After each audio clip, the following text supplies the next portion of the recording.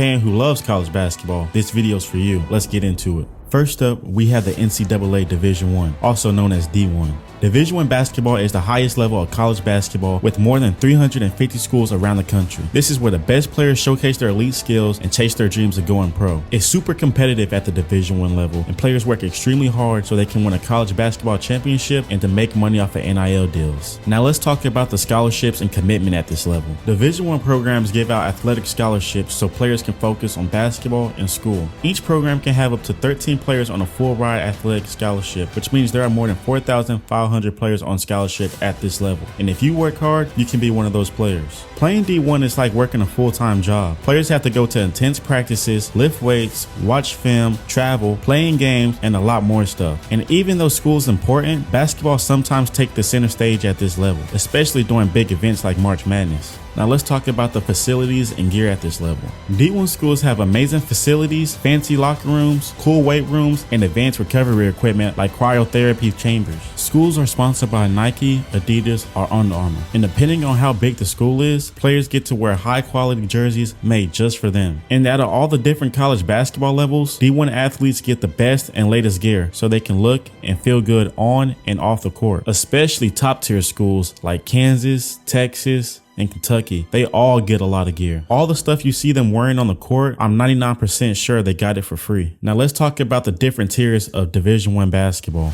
First, we have the high major D1 schools. These are the elite schools like Duke, Kentucky, and Alabama. They all have strong traditions, large budgets, and consistently bringing in top recruits. High major D1 programs are normally competing for a national championship, and they all get a lot of media attention. Next, we're going to be talking about the mid-major D1s. And these are schools like North Texas, Wichita State, and Hawaii. And even though mid-majors may not have the same resources as a high major Division I program, they are still considered and looked at like an elite program. And every year there are a couple mid-major teams that make a deep run, pulling off upsets against high major D1s, and players at this level can easily go to high major D1s and dominate. Lastly, we have low major D1s. These are the smaller schools like Jackson State, Texas Southern, and Howard. Programs focus on developing players with limited budget at the low major D1 level. While they may not compete at the highest level, they still have good experiences and opportunities for dedicated athletes to grow and potentially go on to play pro. And even though it's a low major D1, you will still see elite players at this level. Now let's talk about the best thing about college basketball, March Madness. The March Madness tournament is the best part about college basketball. This tournament is held every spring, and there are a total of 68 teams competing for a national championship. It first starts off with Selection Sunday, where teams are chosen and placed into brackets. And then over the next few weeks, teams get to battle it out, leading on to the Final Four and then the championship game. Fans love the thrilling upsets, buzzer beaters, and the chance to fill out brackets. It's a month of intense competition and unforgettable moments in college basketball. People that don't even really watch basketball tune in when it's March Madness. Overall, Division I players at all levels are elite basketball players. Next, we have NCAA Division II, also known as D2. Players at this level are super skilled and the competition is intense. D2 programs balance sports and school more than a D1 program, but skill-wise, D2 is literally a step under D1. There isn't really a big difference. As a matter of fact, sometimes Division II teams beat Division I teams. And when I say there isn't a big difference between a Division I and a Division II, I'm talking about the mid and low major D1. The guards are just as good and the bigs have the same skill set. It's just the bigs are more undersized at the Division II level. I would say the things that probably separate a Division I player from a Division II player is that the Division I player is probably taller, more explosive, or more bigger. That's it. The skill set is very similar. And to be honest, a lot of Division II players end up at a D2 because of the lack of the exposure they had, or because their grades weren't good enough to go D1. Next, let's talk about the scholarships and commitment at a Division II level. Division II players get partial scholarships, but the thing is that players combine their financial aid with their scholarship. So basically, on a full ride scholarship. And after doing a little bit of research on Google, there are more than 3,000 scholarships out there for Division II basketball players. So if you work hard and show dedication, you can be one of those people. Division II basketball players dedicate a lot of their time to basketball as well. They have to go to practice, watch film, lift weights, travel to games, and a couple other things that you will see a Division I player doing. The only thing is that they might not spend as much time practicing or in the weight room, because at this level, school is just as important as basketball. And when it comes to media attention, it's a big drop from D1. You won't really see no D2 games on TV unless they're playing against a D1 or it's a D2 championship, but you will be able to live stream games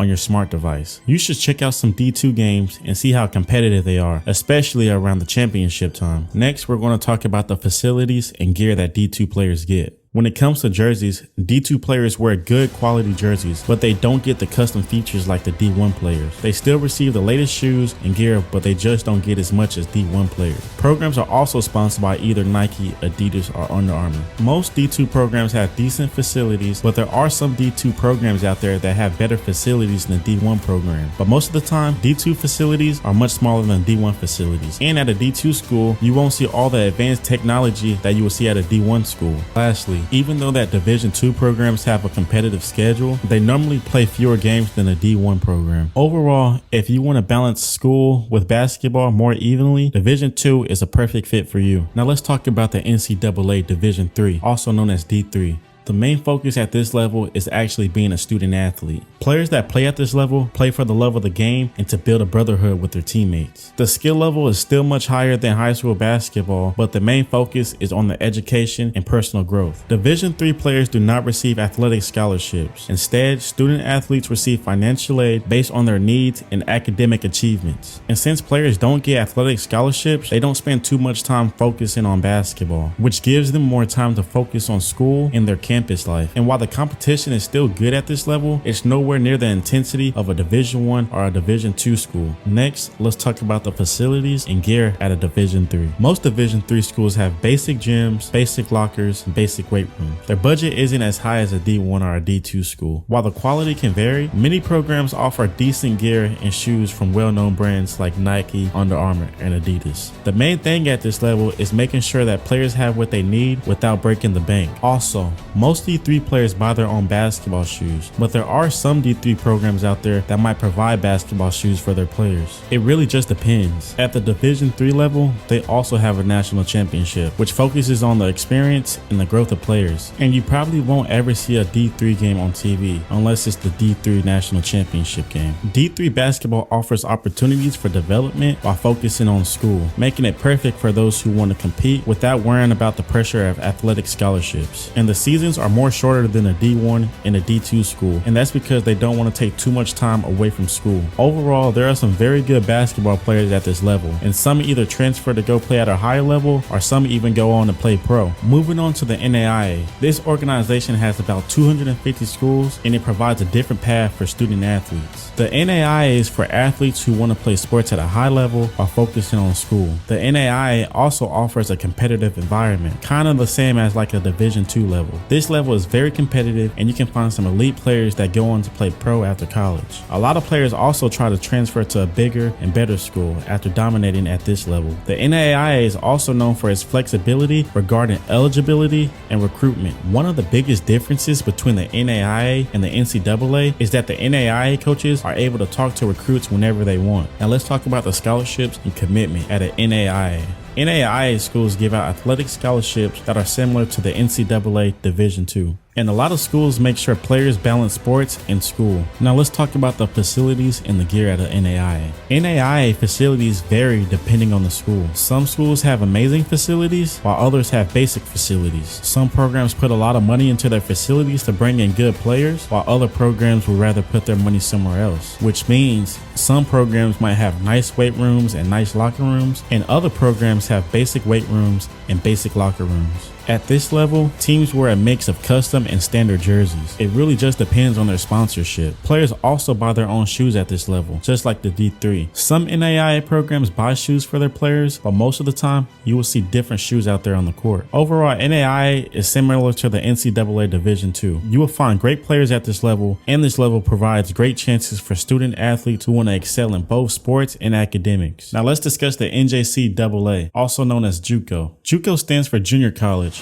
which means players only stay at this school for 2 years. And at this level, there's a lot of hidden talent. Many players play at the JUCO level because of the lack of recruitment or because of their grades. This is just a stepping stone for a lot of players. At this level, players are able to work on their game and work on their grades. So if you don't want to risk paying all that money trying to walk on at a 4-year school, JUCO will be the perfect fit for you. Now let's talk about the scholarships and commitment at a JUCO level. If you didn't know, JUCO has 3 levels. The first level is D1 JUCO. D1 JUCO gives out athletic scholarships, and players at this level will most likely transfer to a high or mid-major D1. Some players at a D1 JUCO also transfer to a well-known D2 school. The commitment at this level can be very intense. It's a grind every day at the JUCO level. Players spend a lot of time in the classroom working on their grades, or either in the gym working on their game so they can earn a scholarship so they can play at that next level. The second level is D2 JUCO. This level gives out partial scholarships, and the commitment level at a D2 JUCO is still high, but not as high as a D1 JUCO. Players spend a little bit more time in the classroom than they do basketball. I also found out that every state doesn't have a Division II JUCO. For example, Texas does not have any D2 JUCO schools. Players at this level transfer to D2 schools or mid or low D1 schools. Next, we have the third level, which is D3 JUCO. This level does not give out athletic scholarships, but since the tuition is a lot cheaper than a four-year school, financial aid helps out a lot. And sometimes players can get some tuition knocked off since they're athletes, so they end up paying a little bit of tuition or no tuition at all. At this level, players focus a lot more on school than basketball, and most of the time players at this level transfer to NAIA schools or D3 schools. There is a very small percentage of players who go and play at a D1 or a D2 level. Next, let's talk about the facilities and gear that they get at a JUCO level. There are some JUCOs out there that have really nice facilities, but most JUCOs have basic facilities. And since players are only staying there for 2 years, schools don't want to put a lot of money into stuff like weight rooms, recovery rooms, and gear. You might see a couple JUCO teams with team shoes, but most of the time players will be wearing their own shoes. And 9 times out of 10, you will see players with outdated jerseys.